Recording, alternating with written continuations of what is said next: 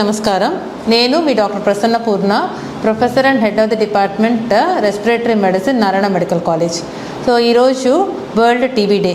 So ఈ TB day సందర్భంగా మనము టీబీ గురించి కొన్ని విషయాలు తెలుసుకుందాం.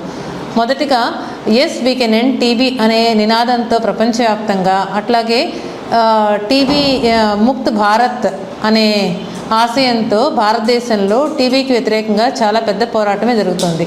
ఈ పోరాటంలో WHO నుంచి, అంటే ప్రపంచ ఆరోగ్య సంస్థ నుంచి, NTP అంటే నేషనల్ ట్యూబర్క్యులోసిస్ ఎలిమినేషన్ ప్రోగ్రామ్ అనే టీబీ యూనిట్, దేశవ్యాప్తంగా ఉన్న టీబీ యూనిట్, PHCల దగ్గర నుంచి పెద్ద పెద్ద టీచింగ్ హాస్పిటల్స్, అట్లా ప్రతి లెవెల్లో కూడా టీబీకి సంబంధించిన services doctors, nurses, lab technicians అందరూ అందిస్తున్నారు. కానీ ఈ పోరాటంలో భాగంగా సామాన్య ప్రజానీకం కూడా భాగస్వాములైతే ఈ పోరాటం మరింత విజయవంతమవుతుందనేది నా అభిప్రాయం.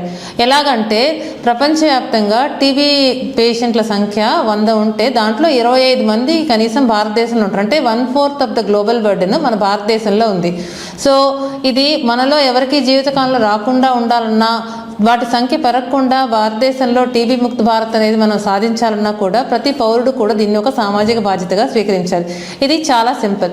సో సామాన్య పౌరులు ఏం చేయొచ్చు అంటే ఈ విషయాన్ని 2 అనే నెంబర్ ద్వారా గుర్తుపెట్టుకోవచ్చు. సో 2 వారాల కంటే ఎక్కువగా ఉండే ఈ లక్షణాలని వార్నింగ్ సైన్స్గా తీసుకోవచ్చు. అది దగ్గు, గల్లపడటం, లేదా మనకి ఆకలి లేకపోవటం, బరువు తగ్గిపోవటం, జ్వరం రావటం, ఇలాంటి లక్షణాలు. సో ఈ లక్షణాలని వార్నింగ్ సైన్స్గా తీసుకోవాలి. ఇవి 2 వారాల కంటే ఎక్కువ ఉంటే తప్పకుండా టెస్ట్ చేసుకోవాలి. తర్వాత ఏం టెస్టులు చేసుకోవాలి? 2 టెస్టులు చేసుకోవాలి. ఒకటి గల్ల పరీక్ష చేయించుకోవటం. గల్లలో టీబీ క్రిములు ఉన్నాయా లేదా తెలుసుకోవడం కోసం గల్ల పరీక్ష చేసుకోవాలి.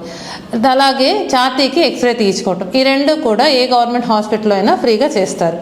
ఇంకా మూడవది, గల్లలో కానీ టీబీ ఉంది అని నిర్ధారణ అయినట్లయితే మొదటి 2 వారాలు మందులతో పాటు ఎలాగైతే మనం కోవిడ్లో మాస్క్ వేసుకున్నామో అలాగే మనం కూడా మాస్క్ ధరించినట్లయితే తప్పకుండా మన నుంచి పక్క వాళ్ళకి టీబీ స్ప్రెడ్ అయ్యే అవకాశం చాలా తగ్గిపోతుంది. సో 2 వారాలకు పైగా ఉండే లక్షణాలని ఈ 2 టెస్టుల ద్వారా గుర్తించి ట్రీట్మెంట్ తొందరగా మొదలుపెట్టి మొదటి 2 వారాలు ఇలాగ మాస్క్ వేసుకోవటం చేసినట్లయితే తప్పకుండా టీబీ స్ప్రెడ్ని మనము ఆపొచ్చు.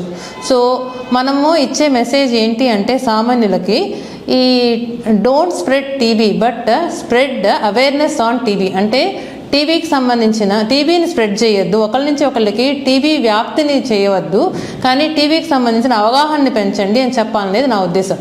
Thank you.